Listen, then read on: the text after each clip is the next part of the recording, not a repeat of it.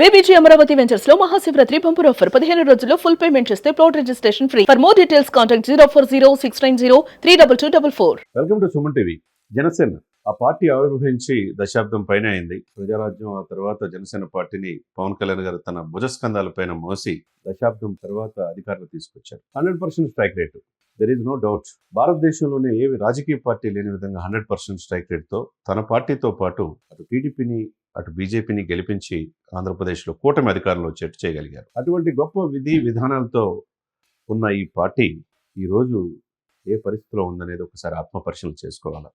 ఎందుకు తరచూ ఇట్లా వివాదాలు వస్తున్నాయి? జనసేన పార్టీ దశాబ్దం నాతో పాటు నడిచేవాళ్ళు రండి, మంచి రాజకీయ భవిష్యత్తు ఉంటుందని చెప్పేసి ఆ పార్టీని ప్రారంభించిన పవన్ కళ్యాణ్ గారికి ఎప్పుడు గెలుపు అనేది లేని సమయం నుంచి ఈరోజు గెలుపుకి చిరునామాగా పవన్ కళ్యాణ్ గారు మారారు. అటువంటి పవన్ కళ్యాణ్ గారు స్థాపించిన జనసేన పార్టీ అనేక సిద్ధాంతాలతో, అనేక ఆశయాలతో కులాలు కలిపే సిద్ధాంతం కావచ్చు, మత ప్రస్తావన రాజకీయం కావచ్చు, పర్యావరణ హితం కోరుకునే ఇది కావచ్చు, దేశ సార్వభౌమతను కాపాడే విషయంలో కావచ్చు, నెక్స్ట్ లెవెల్ సిద్ధాంతాలే బాగున్నాయి, ఆశయాలు బాగున్నాయి. పవన్ కళ్యాణ్ గారు ఎటువంటి రాజకీయ స్వలాభాపేక్ష లేకుండా ఈ రాష్ట్రం, ఈ దేశ భవిష్యత్తే ముఖ్యమైన ఉద్దేశంతో ఈ పార్టీని ప్రారంభించారని చెప్పేసి మనకు తెలిసిన అంశమే. కానీ ఎందుకు ఇలా జరుగుతుంది, ఈ పరిణామాలకు కారణం ఏంటనేది ఒకసారి ఆత్మపరిశీలన చేసుకోవాలి. సుమన్ టీవీ సాక్షిగా మనం 3 సంవత్సరాల నుంచి జనసేన పార్టీ ఆవిర్భావం, పవన్ కళ్యాణ్ యొక్క పనితీరు, పవన్ కళ్యాణ్ గారు సాధించే ప్రగతి ఎప్పటికప్పుడు చెప్తా ఉన్నాం. అటువంటిది ఇటువంటి విపత్కరమైన పరిస్థితులు ఆ నోట ఈ నోట, అటు ఉత్తరాంధ్ర లేదు, రాయలసీమ లేదు, కోస్తాలో ఎందుకు జనసేన పార్టీలో క్యాడర్లో అటు ఎమ్మెల్యేలు కావచ్చు, అటు ఎంపీలు కావచ్చు, ఎందుకు ఆరోపణలు వస్తున్నాయి? ఈ ఆరోపణలు ఎందుకు కట్టడి వేయలేకపోతున్నారు? ఇంతమంది పార్టీలో కీలకమైన పాలిట్ బ్యూరో ఉంది, క్రమశిక్షణ సంఘం ఉంది, ఇంకోవైపు జనరల్ సెక్రటరీస్ ఉన్నారు, మరి పార్టీ అధినాయకులు కూడా ఉన్నారు. ఎందుకు చూసి చూడనట్టుగా ఉంటున్నారు? ఈ పరిస్థితి ఉంటే భవిష్యత్తు జనసేన పార్టీ ఏంటి అనేది కూడా ఆత్మపరిశీలన చేసుకోవాలి. ఎందుకంటే నిన్న రైల్వే కోడూరు సంఘటన యావత్ దేశానికి కూడా, ఎందుకు ఒక ఎమ్మెల్యే ఉండి ఇంత అశ్లీలంగా ఈ వీడియోలు వస్తాయా? ఒక మహిళ ఇలా ఆరోపిస్తుంది, పార్టీ అధినేత ఏం చేస్తున్నారు అని చెప్పేసి సెటరికల్ గా చాలా మంది విమర్శిస్తా ఉన్నారు. కానీ మూలాల్లోకి వెళ్తే కనుక పార్టీ అధినేత పవన్ కళ్యాణ్ గారు ఒక్కలే అది చూసుకోలేరు. ఎందుకంటే ఆయన రాష్ట్ర సంపద కాదు, దేశ సంపదగా ఈ రోజు ఆయన ఢిల్లీ వెళ్ళి అటు మోదీ గారి విధానాలతో, అమిత్ షా గారితో, మిగతా వైష్ణవ్తో సమావేశం అయిపోయి రాష్ట్రానికి ఏం నిధులు తేవాలని ఆయన పనిలో ఉంటే, ఇక్కడ పార్టీ కీలకంగా ఎమ్మెల్యేల మీద ఆరోపణలు రావటం ఈ స్థాయి దాకా ఎందుకు వచ్చింది అనేది ఆత్మపరిశీలన చేసుకోవాల్సి ఉంది. అన్ని పవన్ కళ్యాణ్ గారు చేయాలంటే కుదరదు. అన్ని ఆయన దృష్టికి తీసుకొచ్చే టీం ఏం చేస్తుంది? క్షేత్రస్థాయిలో చేయాల్సిన అవసరం ఉంది కదా. ఎక్కడ ఈ అరవసీదర్, ఎందుకు ఎట్లా వచ్చాడు రైల్వే కోడూరు, ఎలా జనసేన పార్టీలోకి వచ్చాడు అనేది ఆత్మపరిశీలన చేస్తాం. మూలాల్లోకి వెళ్తే గనక ఎర్రవసీదర్ అనే వ్యక్తి ఒకప్పుడు వైసీపీ కార్యకర్త, ముక్కు రూపానందరెడ్డి ఇంట్లో పనిచేసే వ్యక్తి అని చెప్తా ఉంటారు. రైల్వే కోడూరు ఎస్సీ నియోజకవర్గం, మరి ఆయనకి టికెట్ ఇవ్వలేకపోతే వైసీపీ నుంచి ఆయన రూపానందరెడ్డి టీడీపీలోకి వచ్చాడు. తన ఇంట్లో పనిచేసి తన చెప్పు చేతుల్లో ఉండే వ్యక్తికి ఇటు టీడీపీ నుంచి తీసుకొచ్చి జనసేన జెండా కప్పి జనసేన పార్టీ టికెట్ ఇప్పించుకున్నారనేది జగమెరిగిన సత్యం. మరి ఆ తర్వాత పరిణామాలు మనం చూసాం. లాస్ట్ 8 months బ్యాక్ కూడా ప్రముఖ దినపత్రికల్లో కూడా ఇది వేశారు. ఆ నియోజకవర్గాన్ని ఎమ్మెల్యేతో పాటు 7 ఎమ్మెల్యేలు అని చెప్పేసి. అంటే ఎంతమంది ఎమ్మెల్యేలు ఉంటారు ఒక నియోజకవర్గానికి? ఒక ఎమ్మెల్యే. మరి జనసేన పార్టీ సింబల్ మీద గెలిచిన వ్యక్తి జనసేన పార్టీకి చేయకుండా క్షేత్రస్థాయిలో అంతకుముందు వైసీపీలో టీడీపీ వాళ్ళకే పని చేసుకుంటూ వెళ్తా ఉంటే, క్యాడర్ దూరం అయినప్పుడు, ఇది దాదాపు 2 years నుంచి జరుగుతున్నప్పుడు పార్టీ క్యాడర్కి ఎందుకు తెలియకుండా పోతుంది? క్రమశిక్షణ సంఘం ఏమవుతుంది? పార్టీకి వ్యక్తిగత కార్యదర్శులు ఏం చేస్తున్నారు? మరి పవన్ కళ్యాణ్ గారికి ఎందుకు ఈ సమాచార క్షేత్రస్థాయికి తీసుకెళ్ళలేపారు? ఇందాక వచ్చేదాకా ఎందుకు తీసుకొచ్చారు? ఈ వీడియోలు బయటకు వచ్చి ఒక మహిళ ఆరోపణల దాకా ఈ ఎక్స్ప్లెనేషన్ ఇచ్చుకోవాల్సిన పరిస్థితి ఎందుకు వచ్చింది? అధినేత ఒక్కటిదే తప్ప, అధినేత ఈ దేశమే కాకుండా ఈ రాష్ట్రం కోసం అహర్నిశలు కష్టపడతా ఉంటే పాపం ఫ్యామిలీతో కూడా ఎక్కువ స్పెండ్ చేయకుండా దాదాపు చాలా రోజుల తర్వాత వాళ్ళ శ్రీమతి గారిని తీసుకొని మొన్న మహారాష్ట్రలో నాందేడ్లో సమావేశానికి తర్వాత రిపబ్లిక్ డే పరేడ్కి ఎట్ హోమ్ కార్యక్రమానికి వచ్చారు తప్పితే, తన కుటుంబాలు కూడా ఎక్కువ టైం స్పెండ్ చేయకుండా రాష్ట్రం భవిష్యత్తు కోసం ఢిల్లీ నుంచి గల్లీ దాకా తిరుగుతా హిందూ సనాతన సంప్రదాయం కోసం ఆయన కష్టపడతా ఉంటే, పార్టీలో క్యాడర్ పదవులు అనుభవిస్తున్న పరిస్థితి ఏంటి? మొన్న కొవ్వూరు సంఘటన ఆయన సస్పెండ్ చేశారు. దాని మీద విచారించడానికి సమర్థవంతమైన తమ్మిరెడ్డి శివశంకర్ గారిని అప్పచెప్పారు. తర్వాత ఈ పార్టీలో ఏదైనా డిసిప్లిన్ యాక్షన్ తీసుకోవడానికి క్రమశిక్షణ సంఘం అని ఒకటి ఏర్పాటు చేస్తే, ఆయన మీద వేములపాటి అజయ్ కుమార్ మీద ఆరోపణలు వస్తే ఆయన మీద కూడా విచారించడానికి తమ్మిరెడ్డి శివశంకర్ గారిని అపాయింట్ చేశారు. ఇప్పుడు మరలా ఈ అరవసీదర్ రైల్వే కోడూరు ఎట్లయితే వివాదానికి చిలికి గాలివానంగా మారిపోయిందో, వివాదానికి తావిచ్చింది ఎమ్మెల్యే మీద ఆరోపణల్ని ఆయన పార్టీ అధినేతగా పార్టీ కార్యక్రమాలకు ఆయన దూరంగా ఉండమన్నారు. వారం లోపు విచారణ కమిటీ ముందు హాజరవ్వమన్నారు. తమ్మిరెడ్డి శివశంకర్ గారి నేతృత్వంలో రమాదేవి, టీసీ వరుణ్ని సభ్యులుగా చేర్చారు. ఈ పరిస్థితి ఎందుకు వస్తుంది?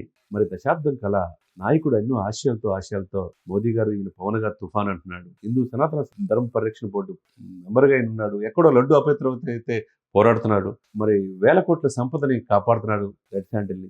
ఒకవైపు పంచాయతీల్ని గ్రామాల్ని అనుసంధానం చేస్తా గ్రామీణాభివృద్ధిలో నెంబర్ 1 స్థితికి ఆంధ్రప్రదేశ్ని తీర్చిదిద్దుతున్న ఈ వ్యక్తి అటు రాజకీయాల్లో సినిమాల్లో సక్సెస్ అయ్యే పవన్ కళ్యాణ్ గారికి ఆయన ఆలోచనకు తగ్గట్టు ఎందుకు ఆ టీం పనిచేయలేకపోతుంది?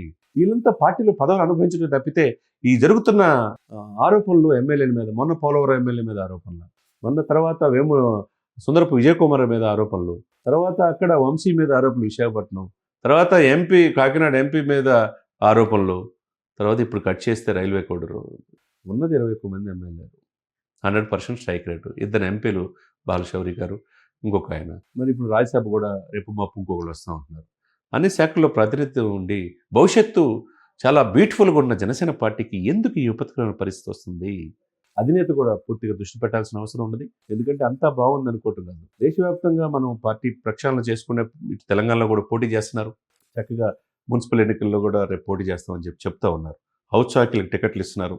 అటు మహారాష్ట్రలో, ఇటు తమిళనాడులో, కర్ణాటకలో విస్తరించడానికి ప్రయత్నం చేస్తున్నారు. తప్పేం కాదు. అదే సమయంలో ఉన్న ఇంటిని చక్కదిద్దుకోవాల్సిన బాధ్యత పార్టీ అధినేతగా పవన్ కళ్యాణ్ గారి మీద ఉంది. మీ చుట్టూ ఉన్న వాళ్ళు సరైన సమాచారం ఎందుకు ఇవ్వలేకపోతున్నారు? పార్టీలు కీలకమైన పార్టీ బాధ్యతలు నిర్వర్తిస్తున్నారు, ఎందుకు చేయలేకపోతున్నారు? ఎందుకు ఇట్లా ఎమ్మెల్యే మీద ఆరోపణలు ఇస్తే ఎంత నీచంగా మీడియాలో మిగతా ట్రోల్ చేసి ఇదంతా జనసేన మీద రుద్దాలని ప్రయత్నం చేస్తున్నారంటే ఆ పార్టీ ఎమ్మెల్యే ఎక్కడి నుంచి వచ్చాడు, మూలాలు ఏంటి, ఎవరి వల్ల తప్పు జరుగుతుంది, ఎందుకు ఇన్ని రోజుల నుంచి ఇది జరుగుతూ ఉన్నా పార్టీకి సమాచారం ఉన్నా ఎందుకు చర్యలు తీసుకోలేకపోయింది? స్టార్టింగ్ లోనే మొక్క వంగండి మనం వంగుతుందా? ఇది ఆరోపణలు వచ్చినప్పుడు పిలిచేసి ఇమీడియట్ గా చర్యలు తీసుకోవాల్సిన అవసరం ఉండదు కదా. కావాలని వైసీపీ చేస్తున్న కుట్ర అని చెప్పి అంటున్నారు. ఇందాక ఎందుకు తెచ్చుకోవాలి?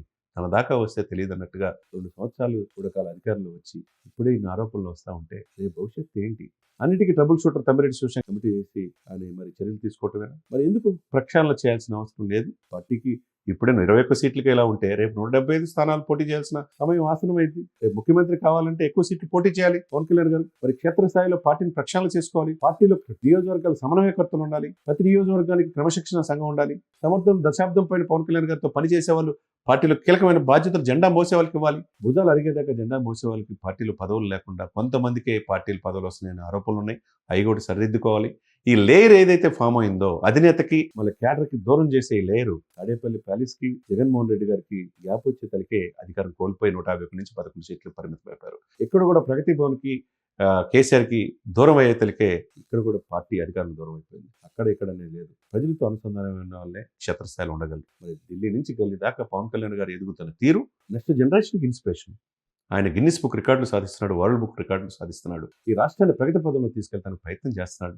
4 దశాబ్దాల అనుభవం టీడీపీ చంద్రబాబు నాయుడు గారికి వెన్నుదన్నుగా ఉంటా ఆయనకి ఒక దారి చూపిస్తా ఉన్నారు. అటువంటి వ్యక్తి స్థాపించిన ఈ పార్టీ భవిష్యత్తు చాలా బ్యూటిఫుల్గా ఉంది.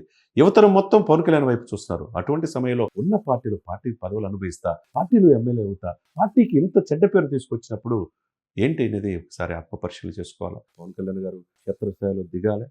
త్రిశూల వ్యూహం అనే దానికంటే ముందు జనసేన అనే ఇల్లుని చక్కబెట్టుకోవాలి. దీంట్లో వేరే పార్టీ నుంచి వచ్చే ద్రోహులు ఎవరు? ఎందుకు ఈ పార్టీని బదనాం చేస్తున్నారు? ఎందుకు వ్యక్తిగతంగా చేస్తే ఇది దీనివల్ల మైనస్ అయితే అవతల వైసీపీకి ప్లస్ కాదా? రేపు ఆయన పాదయాత్ర త్వరలో చేయబోతున్నారన్నారు. ఇవన్నీ కూడా ఆసరాగా తీసుకుంటే పరిస్థితి భవిష్యత్తు ఎట్లా ఉంటుంది? మరి జనసేన ఈ క్యాడర్ కోరుకున్నట్టు ఆయన ముఖ్యమంత్రి అయ్యే అవకాశం ఉండాలి అంటే క్షేత్రస్థాయిలో ఇంకా పార్టీ పుంజుకోవాలి, సంస్థాగత నిర్మాణం చేయాలి. ఎవరు ఏంటి పార్టీ కష్టపడుతుంది, ఎవరు ముందున్నారు అనేది కూడా ఆత్మ పరిశీలన చేసుకోవాలి. అన్ని కూడా పవన్ కళ్యాణ్ గారు సమయం కేటాయించి పార్టీ మీద వారానికి ఒకసారి, ఎట్లయితే టీడీపీలో కూడా వారానికి ఒకసారైనా చంద్రబాబు నాయుడు గారు, లోకేష్ గారు పార్టీ క్యాడర్తో సమావేశం అవుతూ ఉంటుంది. అది ఇప్పుడు ఉండాలి. తన చుట్టూ ఉన్న లేయర్ని, ఆ ఫామ్ అయ్యే లేయర్ని అన్ని విషయాలు పవన్ కళ్యాణ్ గారి దృష్టికి తీసుకురాకపోవటం వల్ల ఈ పరిస్థితి వచ్చింది. ఇది మొక్కై వంగని మానై వంగుతుందని స్టార్టింగ్లో తుంచేయాల్సిన అవసరం ఉన్నది.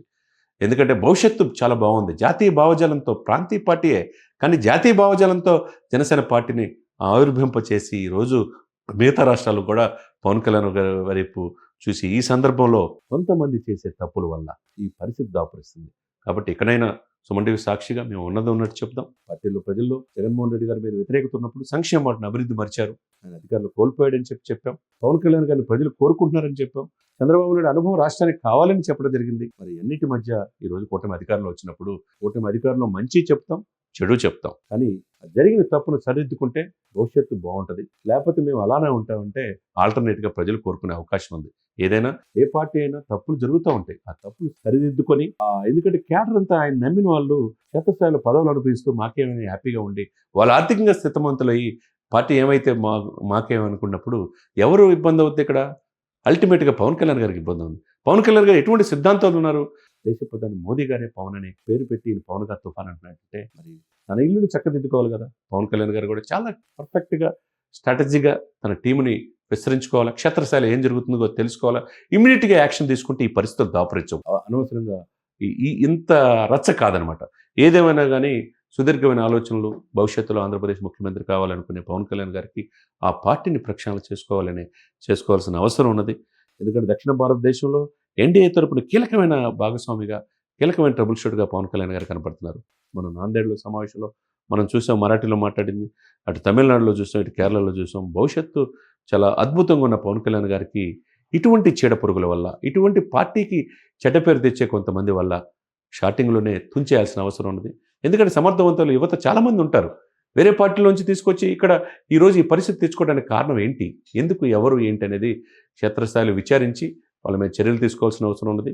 ఇక మీద తప్పు జరగకుండా ఇక జనసేన పార్టీ నుంచి ఈ తప్పు అనేది జరగదు అన్నట్లుగా చర్యలు తీసుకోవాల్సిన అవసరం పార్టీ అధినేత పవన్ కళ్యాణ్ గారి మీద ఉన్నది. కాబట్టి క్షేత్రస్థాయిలో ఏం జరుగుతుందనేది పరిశీలన చేసుకోవాలి. పార్టీ ఉజ్వలమైన భవిష్యత్తు ఉంది, యువత కోరుకుంటున్నారు, పక్క రాష్ట్రాలు కూడా జనసేనలాగా ఉండాలని కోరుకుంటున్నారు. కాబట్టి ఈ తప్పును సరి చేసుకోవాల్సిన బాధ్యత పార్టీ అధినేతగా పవన్ కళ్యాణ్ గారి మీదే ఎక్కువగా ఉంది.